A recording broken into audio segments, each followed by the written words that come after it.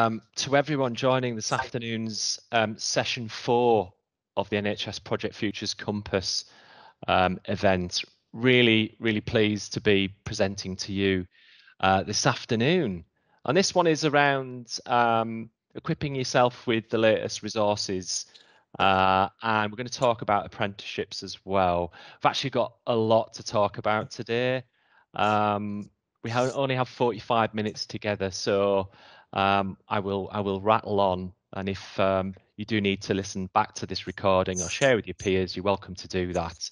There was a lot of learning and development that was launched in February, and I think I'm going to use this opportunity to revisit some of that, because what we have found as following the festival is that people aren't fully clear on what learning is available. So we're going to revisit some of that, and we're also going to talk about other learning that's coming up. So I'm going to talk a little bit about that. Then I'm going to hand to Jenny Stone. Some of you may know Jenny, but she's our Talent for Care Relationship Manager for London. She was instrumental in a lot of things, one of which is the development and launch of apprenticeships. So she's going to share with you some of the fundamentals, some of the basics really. And then the last thing we're going to do is have a chat with Emily and have a chat with Hannah about what it's like to be an apprenticeship. They're both coming this at slightly different times. So Emily's week 7, I believe, of the level 6 project management apprenticeship with the University of Cumbria, and Hannah is just finished and went on her certificate for the level 4 associate project management. Oh, hi Hannah. Hi Hannah, welcome. Hi. So, can you hear me now? Can hear you, yeah, perfectly. Thanks very much. I was just mentioning. Thank you for dialing in. Oh no, it's okay. Thanks for joining us, Hannah. Just describing to those that are listening that you're just waiting on your certificate for the level 4 associate project management apprenticeship through Provec Limited. So Provec and the University of Cumbria are both are approved apprenticeship providers. So we've got Steve on the call and Charles, who are both from the University of Cumbria. So if you want to have a chat with them, use the chat facility to do that, and you can swap details. So we do encourage your involvement. Do get involved. Put your introductions in the chat, what your interest is in learning and development or apprenticeships. So if you have an involvement or decision capacity in learning and development your organization, or if you're new to project management, or you've been in it a while and you're looking for new learning, share it and we'll connect. Share your challenges and barriers and any opportunities. This session will attempt to do that through the panel discussion with the apprentices later, and Jenny as well, hopefully to just dispel some of those challenges we may think that are there in getting on program to an apprenticeship. And also the sketch blank note, sketch note from Natasha, which was shared at the opening session of today's event. Beautiful thing. If you don't have access to that, go on the festival platform, you'll find it there. But we're just encouraging people to, any session they've been in, to just write some actions and share that back to your peers and network groups. So we will be sharing the recording and slides. We will be asking for your opinions. So on the festival platform, under session 4, there is a feedback form. It's only 3 questions.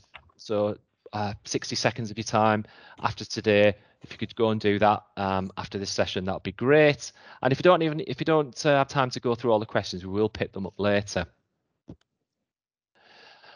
So learning and development options. I think I just wanted to sort of revisit these, and I've chunked them up into 5 kind of key areas. So we've been very purposeful about the learning and development options that are available to you. It ties in with the capability framework and other bits and pieces, but it's to encourage that growth mindset and support a learning culture across integrated areas. So kickstarts that lifelong learning mentality and encourages that self-directed learning into new areas. Don't think we do enough of that. I'm guilty of that. It's even in my job title, I don't do enough of it. But there's an opportunity to access a blend of learning to improve your collective capability, and be clear about um, how you can perform in your current role, and also um, how to support learning individuals and group learning as well, and to drive that performance and that productivity in what is essentially a really uncertain, volatile environment we're all in at the moment. So when we talk about social and collaborative learning and digital learning and training, like apprenticeships form a really important part of that, as do the coaching and mentoring. And that's something we're looking to develop as part of the learning and development options. So when we talk about assessment and accreditation, that we do have APM accreditation available to people, and that we have the online capability assessment tool for people, and they feel professionally supported, and that they have a network to tap into, and a community group to grow and develop that experience. So when we talk about experiential learning, that people have a platform and a place to do that. So knowledge and learning becomes integral to people's day-to-day role. So drawing together the various skill level offerings, from whether that be the online online core skill learning modules on e-learning for healthcare, which just under 6,000 people have accessed now since we launched that the back end of 2019, or whether you're looking to do the major project leadership academy, or achieve charter APM status. The learning and development offer that we've developed will really support that professional development and career progression. So that is linked to the professional body and government capability standards, and the NHS project and change capability for framework, so that people are taking a bit more self-ownership and self-driven learning. It's almost that there's a shift towards being more self-driven about learning, and actually taking more responsibility over people, over your own self-directed learning. So these options I've got here are all available. So we talk about the framework, which there is a learning and training prospectus that details all the learning available in the framework, how to access it, even gives you provider details that we've used previously. The self-assessment, so the self-assessment, there's a user guide, and there's a forms template that forms part of that. So that in terms of what that looks like in terms of data, that would just be a form template that you can copy, and that data would only go to you. I've had questions about that, but it just goes to you, so you can then present that to your manager, chat to your peer groups about it. But there's also a user guide that goes with it, as there is a personal development plan which we've developed, that really starts to make some meaningful discussions about personal development. Mentioned about the core skill modules, and there's a slide on that shortly, as is with the HPDC, or the Healthcare Project Delivery Community on Knowledge Hub, of which our apprenticeship providers are on there too. So that includes Charles and Steve from the University of Cumbria. They're on there. So if you've got a question about apprenticeships, you don't know who to go to, you can go on there, go in the forum and type your question, and one of us will come back to you. Also in that community of practice is access to corporate membership, APM membership. There's the 7th edition body of knowledge from the APM. There's NHS best management practice guide subscription. So there's 27 online publications, and I've got a slide on that as well, just with some high level stuff. Interesting if anyone's running PMOs in a trust or at an ALB, we've got the HE PMO toolkit, which was launched in February, but that's also available on the Knowledge Hub for you to access and download and use and adapt to your own organisations. The project management apprenticeships, there's 4, launched in February. A lot of you did express an interest in that, and so we'll cover that very, very shortly. But we're at that point now where we're looking to get people on programme. So if you've had those conversations with your line manager, you're keen, the environment and the role in which you work is right, you've got the support of your L&D or HR team to access the levy, then absolutely, there's people that, and I'll be sharing the slide shortly with people's contact details for that. So I mentioned about the capability framework, which was launched in February. So that's really just building on clarity of well-defined learning that aligns to people's role categories. So people know exactly at what touch points the learning levels and the step in learning takes place. The self-assessment online form takes about 5 to 10 minutes, doesn't take long, but it can be used by everyone to evaluate their current skills and identify areas for development. So that's for both current and future roles that you may aspire to. So when we talk about a learning and development strategy, when we talk about identifying performance gaps or barriers to support learning and building that ownership in learning, the framework accompanying the competency assessment tool will allow you to do that.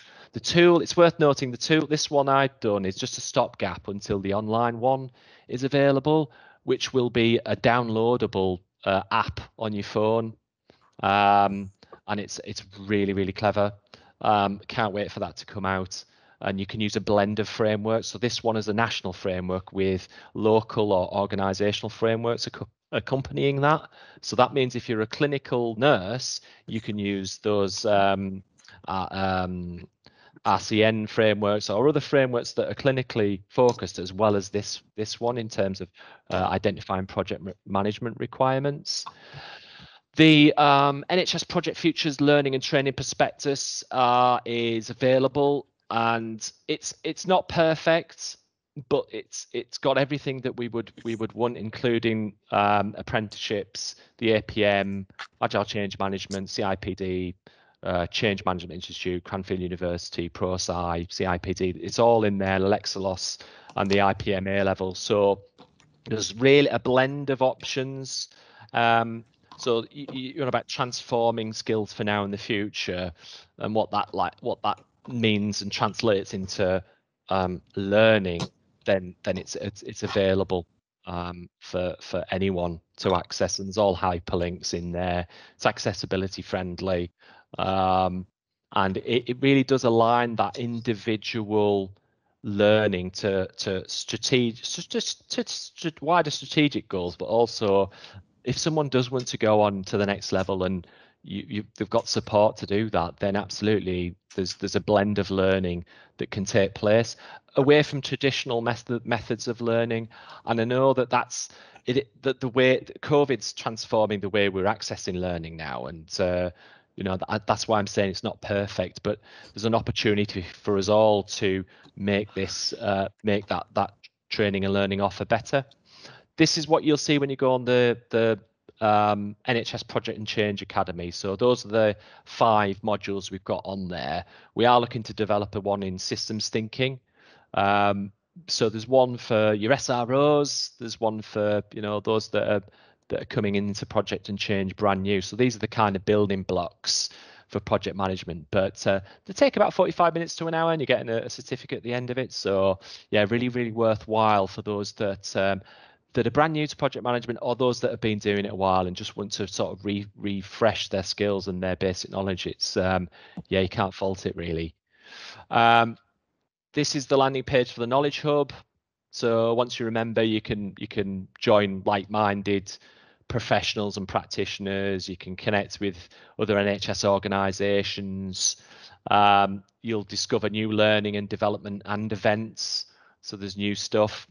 So in terms of tools and templates that other organisations have used that work, you'll find it in there.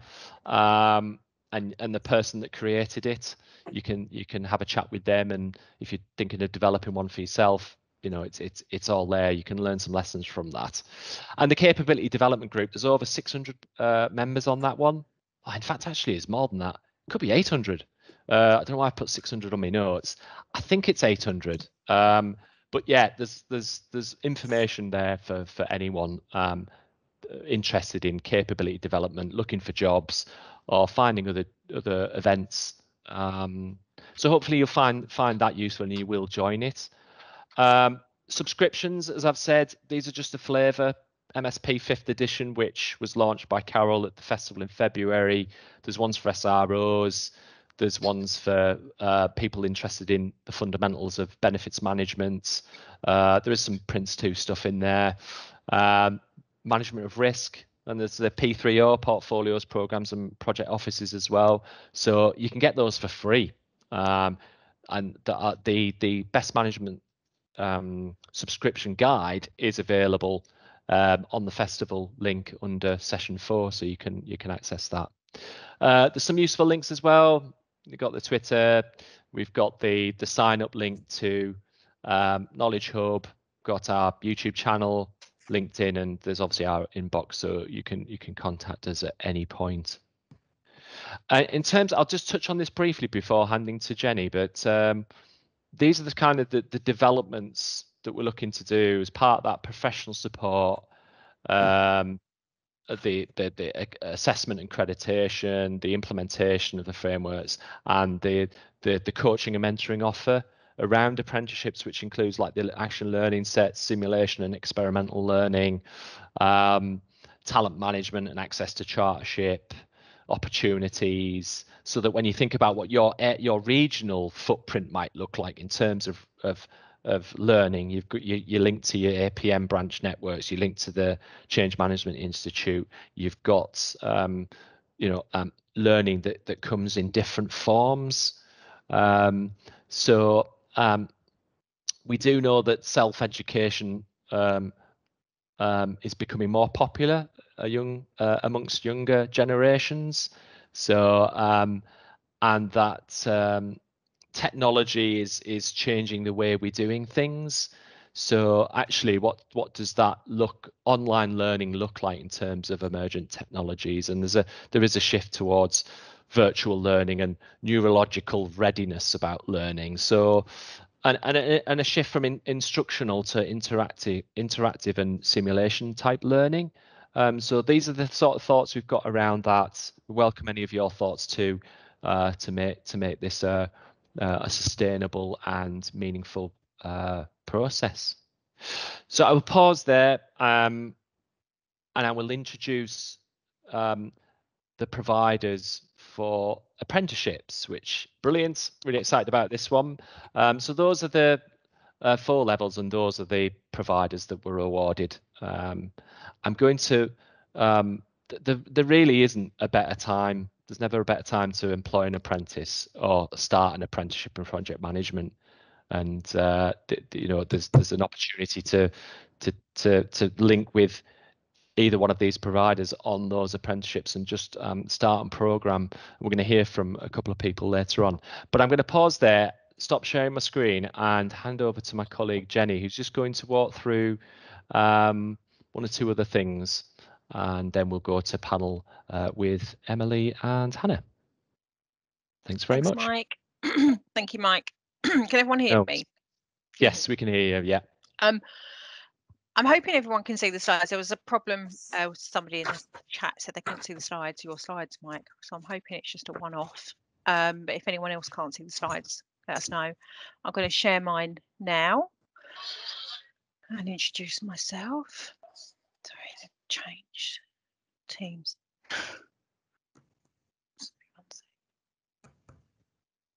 There we go. Can you see my slides? Can see slides, Jenny. Yeah. Thank you.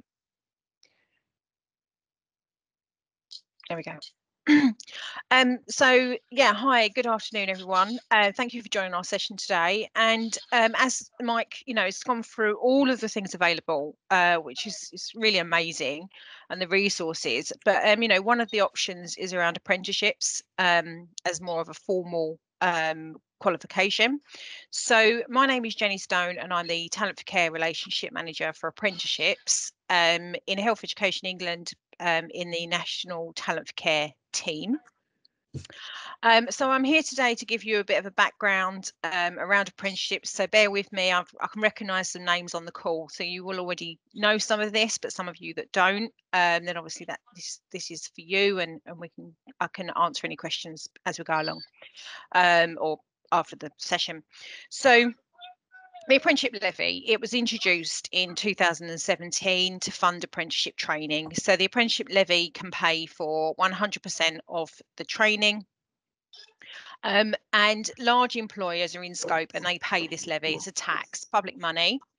And it can be used for education costs for the apprenticeship, but not the salary. So that's really important. And the apprenticeships combine on-the-job training and at the employer's site and off-the-job training at a training organisation or a university. It leads to a national recognised qualification, and apprentices are employed while doing the job, while they're training. So in the NHS, we use apprenticeships to develop the skill and knowledge of both new and existing employees. So this could be that you've got people in your team, in your department, trust, in your organisation that you want to develop. Also, it could be that you have a vacancy that you want to bring someone in. I think I've been muted. Can you still hear me? Yeah, we can still hear you, Jenny. Yeah, Yeah. sorry, come up. I've been muted.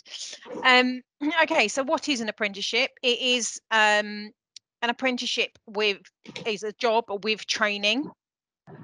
You will gain technical knowledge, practical experience, and wider skills and behaviours. And that is for the immediate job that you're in and your future career.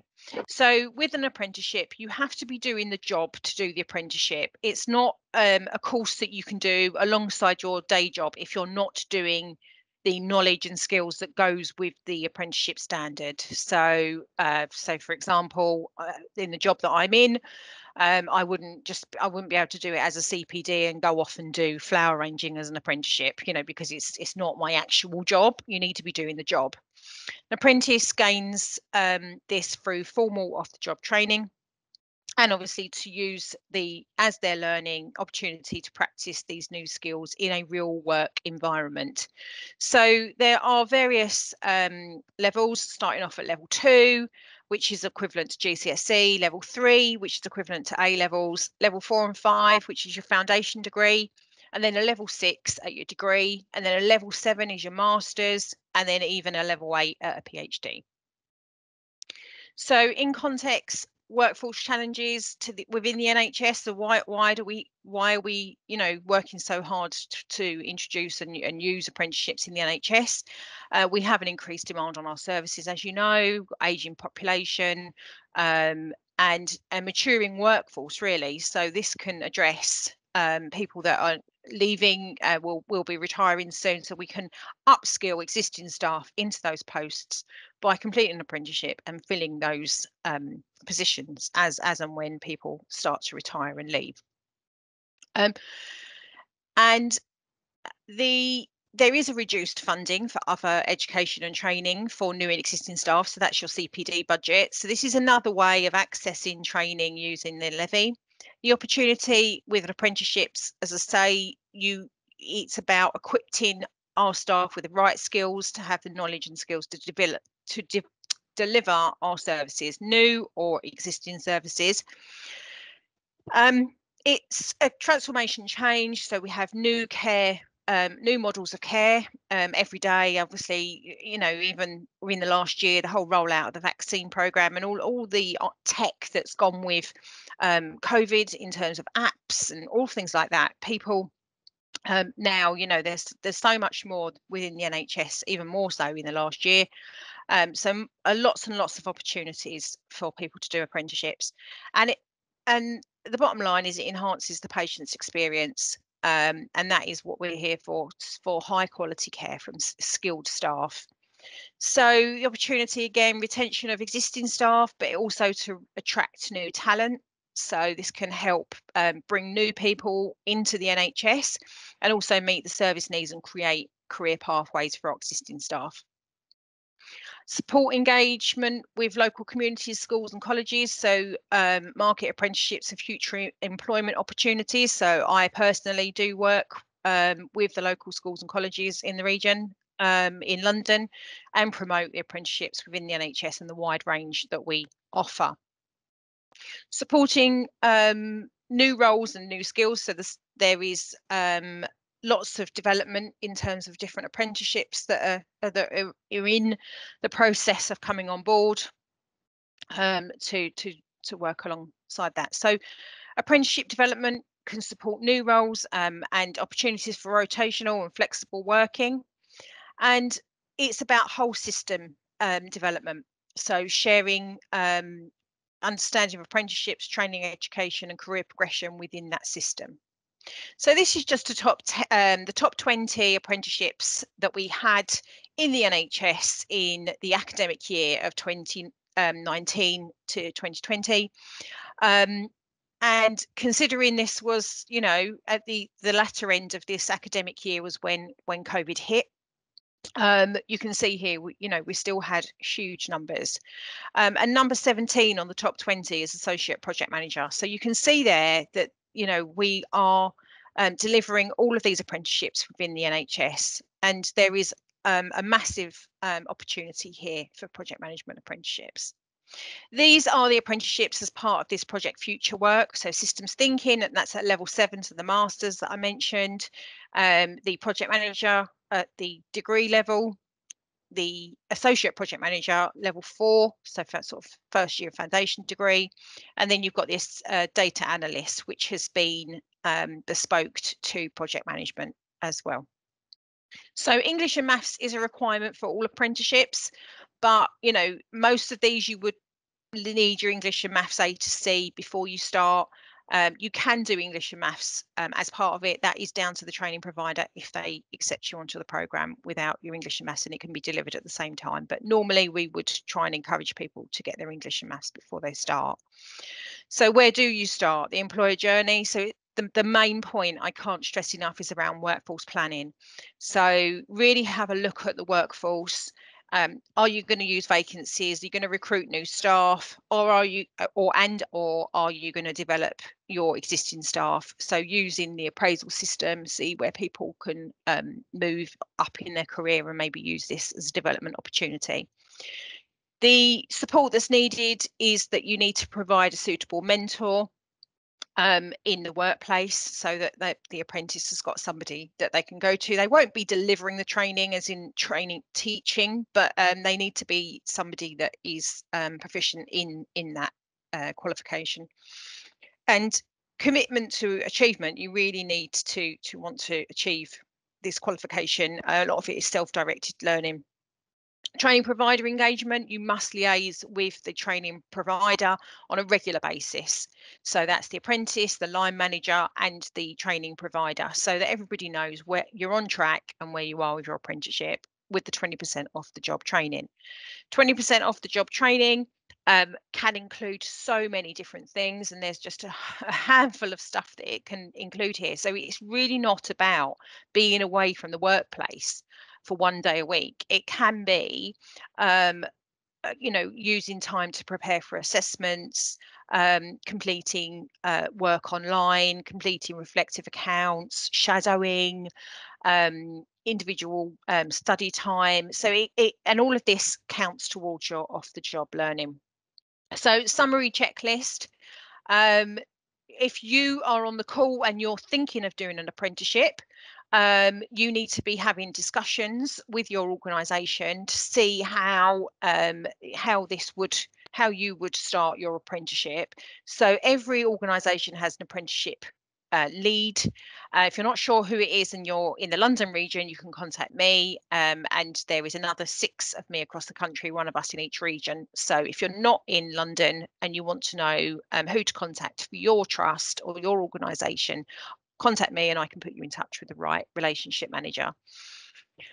You need to identify how you want, how it can be funded. So if you're a large organisation, chances are you'll have a levy, an apprenticeship levy, and that can fund 100% of the apprenticeship. There are 2 other options. I'm not going to go into great detail now, but the government do something where they reserve funding, it's called, which is where they paid 5%. Sorry, the employer pays 5%, the government pay 95% of the training. Or we can do a levy transfer where we get a large levy paying organisation and they transfer 100% of the cost of the apprenticeship. But again, more details on that, we're more than happy to advise and guide around that. If you, you've identified your apprenticeship training provider, you need to understand the content and the release time and what that looks like on the curriculum and the program. You need to commit as an organisation to enable sufficient time for that apprentice to complete their apprenticeship. You need to identify the candidate who will be supported and that they will be employed by you. So as I said earlier on, it doesn't include the salary. So the salary needs to be covered by the organisation, but the cost of the training is covered by the apprenticeship. And the candidate would need a suitable contract that covers the duration of their apprenticeship, including something called endpoint assessment, which is at the end of the apprenticeship. You need to ensure that the candidate meets the entry criteria again, though, but this can be you talk to the training provider and they can talk through to make sure that the person meets it. There are rules and regulations around who can and can't do an apprenticeship. And sometimes if somebody has got previous qualification that's quite similar, it can either be upheld so previous learning can be carried over, but sometimes most of that has to be done on a one-to-one basis with the training provider. You need to ensure that the apprentice works enough hours each week so that they can have the regular training and off-the-job activity. So apprenticeships are available for part-time workers, but the apprenticeship has to be extended to allow for the amount of hours that are needed for the off-the-job. That isn't always that easy in terms if there's a tight sort of cohort number in terms of the degrees and the masters. Sometimes that can be a little bit more tricky, but again, something that we can discuss. You need to make sure that the cover of the apprenticeship wages is completely is covered, and that you allow the apprentice time to complete their program of study and enable them to develop through the job role that they're doing. Support the apprentice to complete their apprenticeship, including the training, all during working hours. So, so for example, we hear it quite a lot.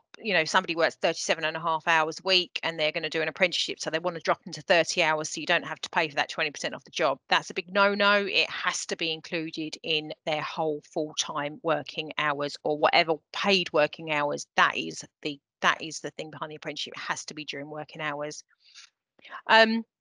You need to be able to support them to do this off the job learning and the support and supervision on the job for the apprentice to carry out their role around that's the mentoring and the coaching side. But you do get that in addition with the project futures side of which Mike just spoke about. Once you've got your candidate, your apprentice all lined up, you've chosen your training provider, the last thing to do is that you just need to make sure that everything is covered legally from an aspect of procurement. So you have to complete a sort of URN form through the Salisbury procurement, and all the procurement's been done for you in terms of the awarding of the training providers. That sits with Salisbury Managed Services. And this ensures that all the appropriate terms and condition and contracts are issued between the training provider and the employer. And this covers both the training provider and the employer. It is public money. It has to be procured correctly. So it's not something that can be bypassed and you just sort of choose a provider at the end of the day, because you are purchasing something and you're actually purchasing it with public money. So I'm going to stop there because I'm conscious of time, but my email address is here. I'm happy for anyone to contact me for more information around these apprenticeships. Certainly, definitely in London, but if you're not sure of your regional contact, then I can point you in the right direction, or you can contact the regional Talent for Care email address, and more information is on our website there online. So, sorry, whistle stop tour there. That's perfect, that, Jenny. Stop sharing. Lots and lots of questions, and I suspect we won't get round I'll many try of and them. read through. Did you mention something about a level 8 apprenticeship? Is that? Yeah, so potentially there's been talks of it for years. There Yeah. isn't actually one yet, but the it would be equivalent to PhD if there ever is a level 8, but there isn't a level 8 yet. But we've spoken about it for 4 years now, so we may get there one watch day. this space. Yeah. Okay. Lovely. Thanks very much, Jenny. That was perfectly delivered. Thank you. So I'm just going to quickly share my screen before we hand on to Emily and Hannah. I've created an online expressions of interest form So anyone keen to start an apprenticeship through NHS Project Futures, so accessing that, can complete this form, and we'll share your name, email, and the organisation you work for with your provider of choice, and they can then start to have these conversations with you. As you're doing in the chat now, lots of questions, academic questions, which they're better positioned for. So I'll share that link in the chat. Feel free to complete it, and I will share that information with the provider, but it will just be your name, email, and the organisation you work for. The two other documents side by side, one's the employer access guide that we produced, which is for those that are looking to maybe have a decision making capacity in apprenticeships, and then the second one is the education programme summary. So the 4 apprenticeship the 4 apprenticeships we've secured, as well as the providers, are all on there. So hopefully those will be useful to you, and you will find those on the festival platform. So if you want to visit those, you're welcome to do that. Okay, so I will now move on to almost my penultimate slides. Just a quick plug. There's a Northwest Employer Engagement Implementation Planning event on the 15th of June. It's for a couple of hours, gives you some idea of who it's aimed at. There is a booking appointment form we've created, so to book your place, you can do that from there. But as I say, I'll share this link in the chat so you can do that. But if you can make it, then yeah, absolutely, you can. All the providers will be available to take your questions. In terms of the provider, if you want to take a quick screenshot of this on your phone or whatever, then you can do that. But those are the providers, those are the contacts for each, and the emails. So you're welcome to get in touch with any of those and find out more. And finally, the list of PMO regional leads. So if you click on the regional PMO leads, it will take you straight to their contact details, as it will with Jenny and her counterparts in the different regions. So again, I'll share that slide deck so you can have access to that. So we're now going to spend the next sort of 10-15 minutes with Emily and Hannah, who are going to share their apprenticeship journey. So I'm just going to stop sharing my screen, and Emily's kindly made herself available. And Hannah, I suspect you're on the phone, are you?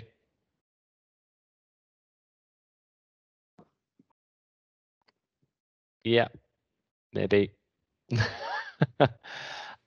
So thanks for taking time to chat to us, Emily. I think we're going to use, and Hannah, we're just going to use this as an opportunity to share how you found being an apprentice. Can you just, Emily, I'll ask you to introduce yourself and tell the folks which apprenticeship you're undertaking and how far into programme you are, please. Okay, so hi, I'm Emily Matthews, and I am the Assistant Project Manager in Gloucestershire Health and Care NHS Foundation Trust. And I've been in this role for nearly 3 years, and in the NHS for 16 years. So previously I was into like admin, secretary roles. And so I am now in the 7 weeks in level 6 apprenticeship degree with the University of Cumbria. So hi Charles, I saw you on here. And it's a 4-year program. 4-year program. Wow. Thanks very much for that introduction, Emily. And Hannah, are you there? Have we lost Hannah?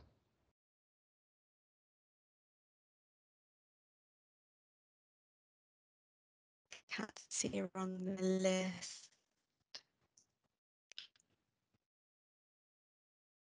No problem. I do know Hannah's currently working at Premium Foods. She's waiting for her certificate for the level 4 associate project management course through Provec, who's one of our approved providers. So not NHS specific, but she's got a lot to share around that. So whilst we wait for Hannah, Emily, can you tell us what attracted you to become an apprenticeship in the first place? What drove you to make that decision? Well, actually, I think it was a lot to do with what happened last year. I mean, when I joined the team, I wanted, it was mainly also to do some sort of apprenticeship. I wanted to do more in project management. But then last year during the pandemic, I did the Prince 2, and I was just sort of working with a lot of senior people, and I just sort of looked around and I thought, you know what, I'm not very different to a lot of these people. I was turning 39 and I thought, you know, I've still got a lot, 20 odd years left of my career. And, you know, now's the time to do something, you know, really push myself. And then I think it was through the Knowledge Hub I saw about you was introducing it, and there was a Yeah. session in like November, October. Yeah, that's right. Yeah. And so I just saw that. I can't remember who it was from the uni that was there, and it was just them describing us going through the levels and everything. And I thought, you know what, this is just that, this is it for me, because I've been so many years out of formal education, like a long time. And And how did you feel I about was, that, given that you were out, hadn't been in the education system for a while, and here you are taking a four-year course. How did you feel about that? And how did I others, how was did your family feel about that? And Well, it was daunting at first, but yeah, actually my yeah, family and my loved ones were actually really proud of me and thinking, and I think a lot of people said, you know, "Oh, I wouldn't do it," but they were proud, and so just having that just spurred me on. It was daunting, I must admit. But how it was sold on that first session about starting at level 4, and then you get that introduction to your learning and how and what's expected to you, and then you go up the levels, that just felt a little bit more easier for me, knowing that I can do that introduction type way. And even in the sessions itself, it is much better for someone like me to get back into that. But I also had like a lot of advice from yeah, my yeah. line manager, because he did Right, a right. degree when he was Did he? working like years ago, not this one, and the apprenticeships leads. So they were giving me advice saying, Emily, you need to sort of start looking at this and start looking at that. Um, but um, but yeah, it's I'm glad I did it. And also it's like another thing that made me want to do this one is because it's backed by the leadership, NHS Leadership Academy. And of course you guys have been pushing it as well. So, and it includes the Mary C. Cole leadership as well. Yes, So it does indeed. Yeah, yeah. unique in those terms, but absolutely geared in what the NHS is about, and will give you that broad range of skills and abilities at the end of it. And how did you find the enrollment process? Was it easy? For those that are thinking about doing it, what was it like? It was a little daunting at Yeah. first, Uh-huh. because before I'd done a lot of effective business writing, so it was trying to sort of write quickly to things, and then with this, it was a completely different process of having to think about putting more words into things. So I had to apply for the apprenticeship levy Okay. with Hmm. my trust, and then they sent my details to the University of Cumbria, and I had to do the online application. And just asking to write a 300-word personal statement, I went to my boss, oh my God, what are He's like, Emily, if you can't write that now, then are you sure? And I was like, okay, okay. But yeah, the process was quite slick actually. Yeah, So we had good. this online application. It was available for 2 weeks to complete. I had to complete it by the 20th of March. Because it was all put to us in February, and I said, yeah, I want to do it. So we're at the deadline on the 20th of March, and they were given a process map of where your application goes beyond that, so you can gauge sort of where your application Oh, is going. brilliant. And That's then, good, isn't it? yeah, really good. And then so 3 weeks later, I was given like my formal I can't Like think what you formal call it. offer, Yeah, that's official it. Yeah. offer of placement. Yeah, yeah. Yeah, from Charles. Hi, Charles. Oh, Uh, brilliant. um, I'm sure someone else said it, but anyway. And then and so like you had all your login details. You get given like a Blackboard account, AppTem account, all these other accounts. It's all given to you all virtually. And I started on the 14th of April. Oh, So it was congratulations. quite a quick process, Yeah. but I was prepared for that, and that is what I wanted. So. No, I think the University of Cumbria are very well prepared for both. They've been doing it a while now, so they're well versed in it. Got a great reputation, and in terms of like delivering this online virtually, yeah, they're absolutely slick at that. So no, that's really great, Emily. Thanks for sharing that with us. We're now going live to Emily. Sorry, Emily. Hannah. Is Hannah there?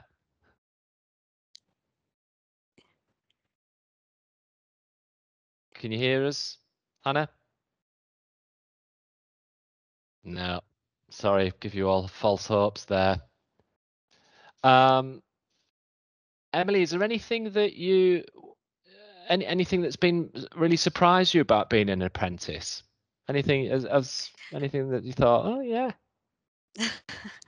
Probably not so much being the apprentice. I think because the team itself, everyone's been really supportive, and I suppose it's just getting more and more people come and say no if you want any help and stuff like that. Because I've been putting a lot of stuff on social media, but of course we get released for 1 day a week.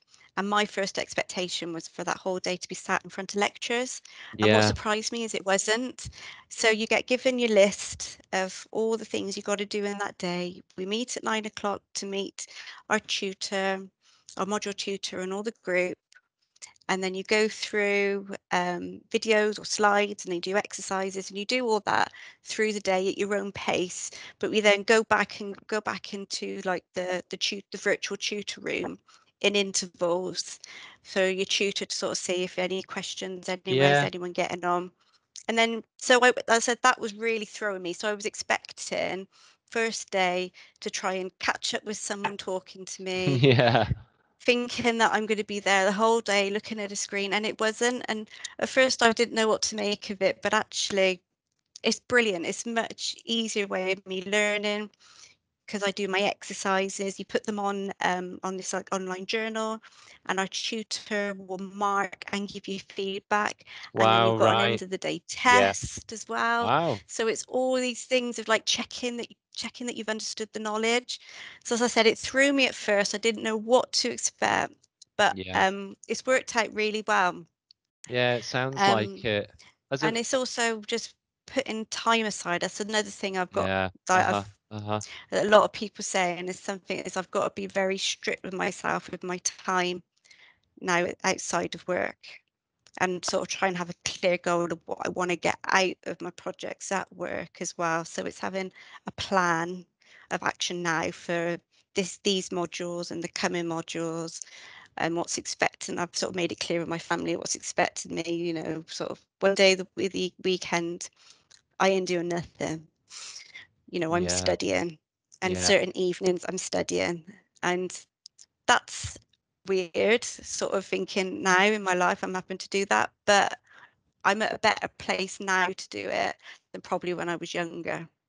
Yeah, no, that's really well put. Um, is Hannah there? We're gonna ask her one more time. Hannah? No. What I'll probably do with Hannah um is have a chat with her separately and share it as a recording. Do it that way, and because I think she's got some real insights into her journey and some tools and techniques and tips that she's learned as an apprentice, as Emily described, separating a time, personal time from work time, academic time, and how best to sort of approach that. Emily, I'm going to finish with one last question. What's the future for you then? 4 years from now, you've done your apprenticeship. What are you going to do next? What do you Um, fancy doing? what do I fancy doing? Emigrating? No, Oh yeah, sorry. I'll come with Australia. Oh, no, I was thinking more Caribbean, but yeah, Caribbean. whatever. Oh yeah.